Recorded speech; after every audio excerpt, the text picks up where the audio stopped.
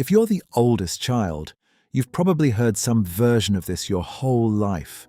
You're the responsible one, the natural leader, the one who had to grow up faster. This idea goes back over 100 years to one of the very first psychological theories of personality. But when researchers finally tested it on tens of thousands of people instead of just theorizing about it, the story got a lot more complicated. In the next few minutes, we're going through what actually happens to the oldest child, the one effect the data really does support, the popular theory that mostly fell apart under real testing, and the family pattern that gets blamed on birth order but is actually about something else entirely. Adler's dethronement theory.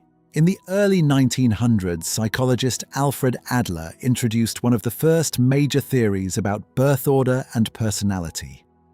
He described the oldest child as a dethroned monarch, a kid who gets total, undivided attention from their parents, right up until a younger sibling arrives and suddenly has to share the throne. According to Adler, that loss of exclusive attention creates a permanent drive to hold on to responsibility and approval, which is where the natural leader reputation supposedly comes from. Here's the important part. This wasn't a study. Adler built this theory from clinical observation in his own era, not from testing it on a large group of people. What large-scale data actually found? Almost a century later, psychologist Julia Rohrer at the University of Leipzig decided to actually test it on more than 20,000 people from Germany, the UK, and the US. She compared siblings from the same family against each other, and she also compared people from completely different families who had never met. The result? No meaningful personality differences based on birth order.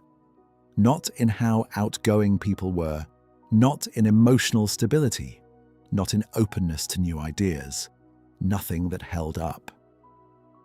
A separate study out of the University of Illinois looked at 377,000 high school students and found the same thing. Any personality differences they found were so small that the lead researcher called them statistically significant but meaningless. That phrase matters. With a big enough group of people, you can find a difference that's technically real, but way too small to say anything about any one individual. The IQ point and why. So is there anything real here at all? Just one thing, consistently. Oldest children average about 1 IQ point higher than their younger siblings. One theory for why. Firstborns spend their earliest years getting undivided verbal and cognitive attention from parents before that attention has to split. Later on, oldest children often end up in a teaching role toward their younger siblings, explaining homework, showing them how things work. And explaining something to someone else is one of the most effective ways to reinforce your own learning. But here's the honest nuance. 1 IQ point is statistically real, but practically tiny. It doesn't predict anything meaningful about any single person you'll ever meet. Parentification. Here's the part that actually explains most of what people mean when they say oldest child energy. Family therapists have a term for it. Parentification. It's when a child takes on adult-level caregiving responsibility early, looking after younger siblings, managing household stress, becoming something like a second parent. And here's the key point. This isn't caused by being born first. It's caused by specific circumstances. A parent who's overwhelmed, absent, or struggling that make one child step up. It just tends to land on the oldest simply because they're the oldest capable kid in the house when it happens. That's an important distinction because a middle child or an only child can end up parentified too, if that same circumstance shows up in their family. Taking on real responsibility early can build genuine competence and independence, but it can also mean never quite getting to just be a kid. which tends to surface later as difficulty relaxing or guilt anytime you're not the one helping. Overfunctioning in adulthood. Adults who grew up in that caregiving role often carry it straight into adult life, at work and in relationships.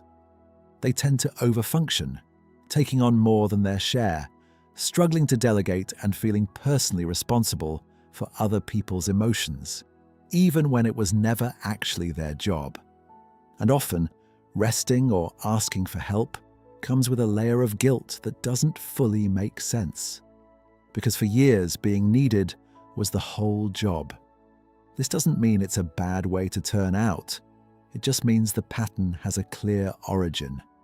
And once you can see it, it stops feeling like just who you are and starts feeling like something you can actually work with. So here's the actual picture.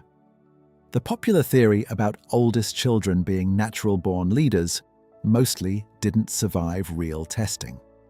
The one effect that is real, that small IQ edge, is too small to say anything about any individual person. And the pattern most people actually recognize in themselves, the responsibility, the overfunctioning, the guilt around rest, usually has less to do with being born first, and more to do with a specific role the family needed someone to fill. If you're the oldest, let me know in the comments if the parentification part hit closer to home than the natural leader stereotype ever did. And if you're a middle child wondering what your own spot in the family says about you, that's exactly what we're covering next.